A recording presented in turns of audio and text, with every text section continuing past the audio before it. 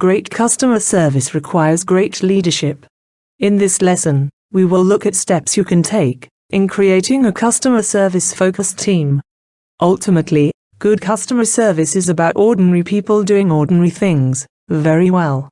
An ideal employee is one who will work hard for the customer, not with the hope of getting a raise or a promotion, but because it is the right thing to do. Cultivating this attitude, in turn, depends on how an organization hires, develops and treats its people on the job. Having a team of well-trained and motivated employees will enable them to respond well to your customers' needs. As the team leader, you can take several steps to ensure you have the right people, with the right skills, knowledge, attitudes, to deliver service to the standard required by your organization. These would include identifying the service competencies, skills and knowledge required to succeed in your organization, hiring the right people, orienting your people, training your people, and recognizing and rewarding your team's performance. As the team leader, you can take several steps to ensure you have the right people, with the right skills, knowledge, attitudes, to deliver service to the standard required by your organization. These would include identifying the service competencies, skills and knowledge required to succeed in your organization, hiring the right people, orienting your people, training your people, and recognizing and rewarding your team's performance. First, identify the service competencies you want your team members to possess. Competencies are the basic behavioral characteristics, as well as skills and knowledge, required to successfully perform on the job. The qualities found in an employee good at customer service may not be the same as those of high performers in other business functions. For example, verbal eloquence and persuasiveness are not as important as the ability to listen.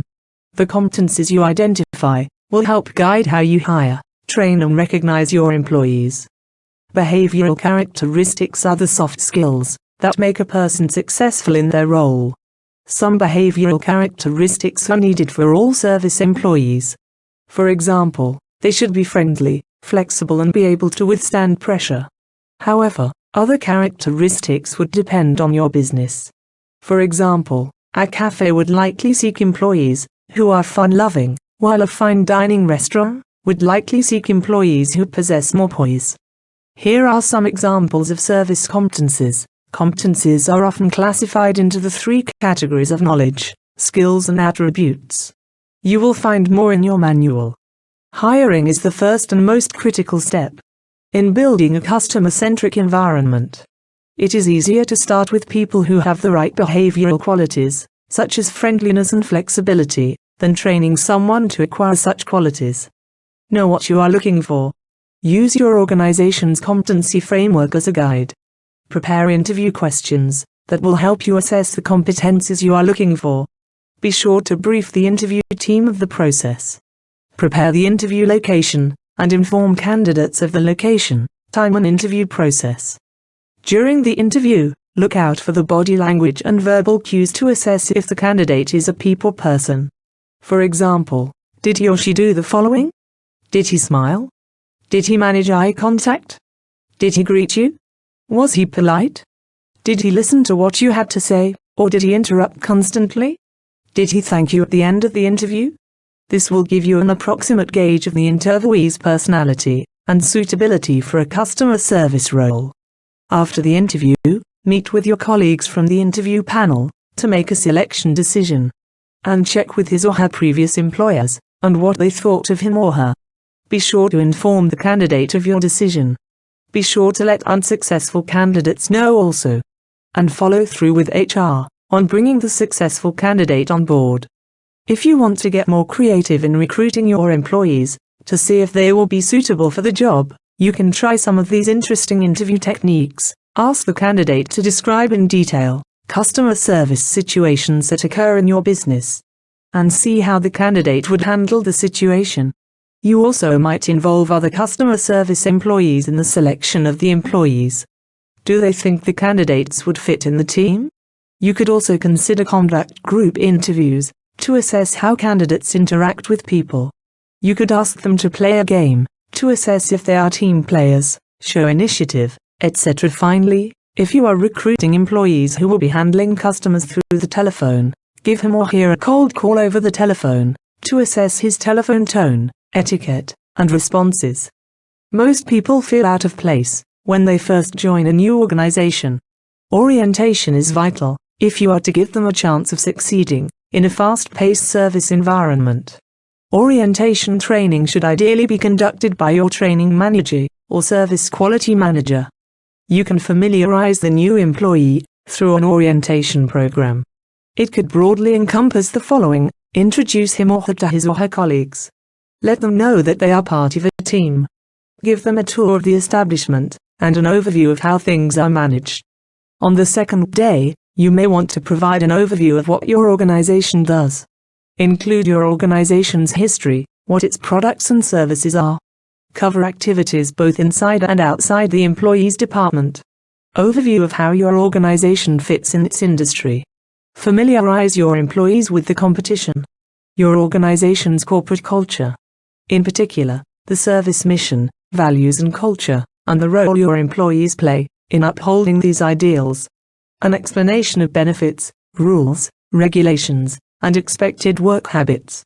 For example, dress code and code of conduct. On the third day, you may introduce the new employee to the relevant standard operating procedures and familiarize them further through on-the-job training. Let them know what activities they are expected to perform and the standards he or she is to achieve. Make sure the employee is clear on what is expected of them and feels confident enough to get started. You may also want to create a buddy program. Pair the new employee with a buddy. The buddy can help the newbie navigate her way around the organization better, introduce her to colleagues, and can help reinforce the orientation messages. The buddy can enable the new employee to integrate into the team quicker. When people feel that they are part of a team, and that the organization is looking out for them, they will be more motivated to take chances and go out of their way to serve customers, because they are not worried about making mistakes.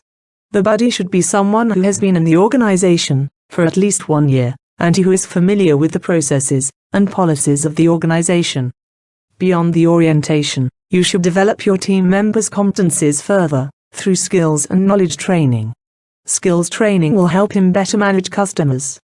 Training programs could include techniques in active listening or interpreting customers' body language.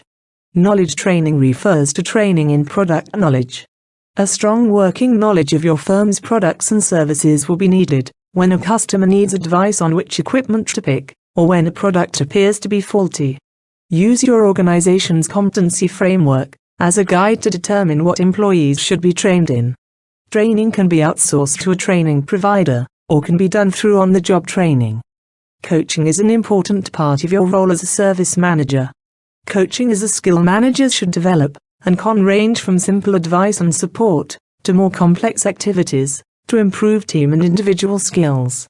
For example, you might ask employees to replay a recent incident, or get them to discuss their own experiences as mistreated customers, to help them understand how bad service can impact an organization. You might review service encounters and discuss how an employee handled a situation, or might have handled it better. The next step is to recognize and reward your employees. Good customer service should be recognized and celebrated. Recognizing high performance will also encourage and motivate employees. You could, for example, nominate an employee as Employee of the Month. This could entail getting an official letter of commendation from the CEO, a token cash bonus, or perhaps some time off. And highlight the employee's achievements on a communication board, which is widely accessed by the employees. Consider this case study. Cobalt is a fast-expanding food and beverage chain, with plans to develop franchisees in the region. With the challenge of maintaining a consistent service quality throughout its operations, Cobalt needed to make sure that all employees were properly trained, with the right service culture. Cobalt thus came up with the idea of appointing a team of service ambassadors, or team of managers, who had been recognized as having provided excellent service to customers. They were rotated to work at each of the outlets for a defined period, to help build the culture and set the standard for customer service. During their stay, the service ambassadors were also tasked to identify employees who had provided good service to customers.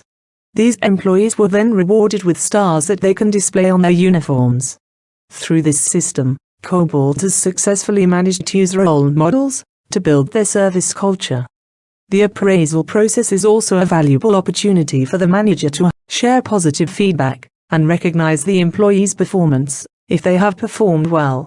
This can motivate your employees to continue to keep up their levels of service performance. You can also give advice to the employees on areas of improvement so that they can up their service levels. Your organization may have a comprehensive appraisal system with which you can review employee performance, give feedback, and identify development opportunities. On the other hand, your system may be a generic one, in which you will apply a review based on generic competencies or behaviors.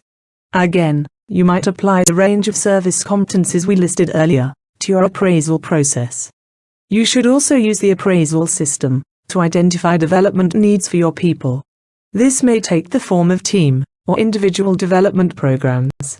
Training might include problem solving, cross-selling and upselling, handling difficult customer, etc. Building a customer-focused team starts with knowing the skills and knowledge your team will need to deliver quality customer service. Defining these competencies will help you in both recruiting and training your team to meet the demands of their work and to continue to improve service quality. How you manage the recruitment and induction processes will also influence your potential to develop a customer-focused service team.